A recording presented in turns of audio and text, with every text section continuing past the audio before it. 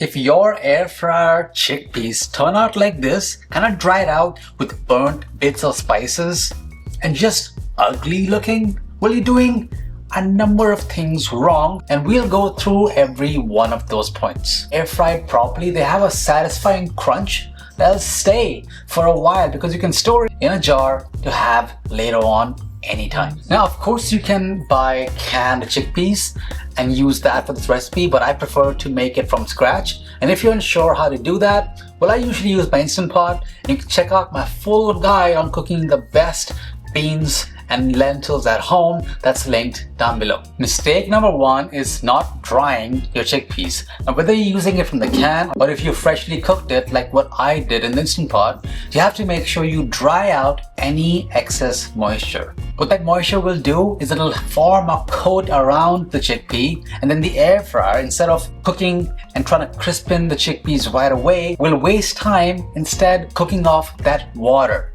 That's gonna steam the chickpeas before it can even start to crispen. So the fix here is once you have your chickpeas that are cooked, you have them patted dry between two pieces of paper towel. And once you have it there, let it sit for about 5 to 10 minutes so that any excess moisture can naturally get absorbed. The second mistake is not using oil. A thin layer of oil outside the chickpeas as they air fry will not only help to keep the outside crispy, but it'll protect any extra moisture from the inside from escaping, resulting in a chickpea that's kind of bone dry.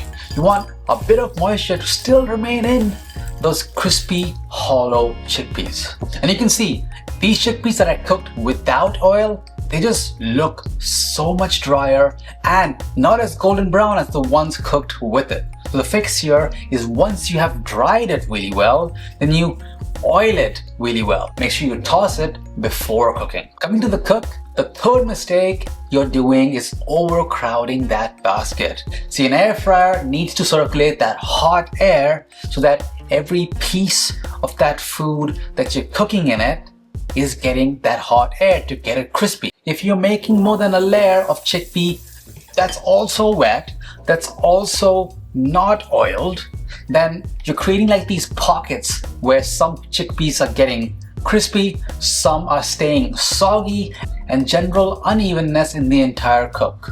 So instead of being impatient and stacking that drawer with chickpeas, curb that and cook it in a single layer instead. Now, before I tell you one of the most critical mistakes, mistake number 4, make sure you're subscribed and hit the like button. I cover these air fryer type videos every week where I tell you what not to do and what to do to get the best out of the devices that you already own. Mistake number 4 is seasoning too early. See, if your chickpeas are wet, you're not gonna oil them and then you throw in spices, no matter how good the spice blend you're using, well, by the time the chickpeas are done cooking, they're likely to burn and turn bitter, and then turning the crispy chickpeas bitter as well. See, the problem is moisture. Some of these spices like garlic powder, onion powder, paprika, they tend to hold water. So they'll hold water on the surface of the chickpeas, further delaying the chickpeas from getting crispier. They essentially will trap the moisture against the surface. The right thing to do is once you've dried the chickpeas, once you've oiled them, then you finish the cook. We cook it at 390 degrees Fahrenheit for about 15 minutes. Make sure you preheat the air fryer first. And then once they're done, they're super crispy and light and hollow, just like this. Just listen to them fall onto the plate. That's what they should sound like.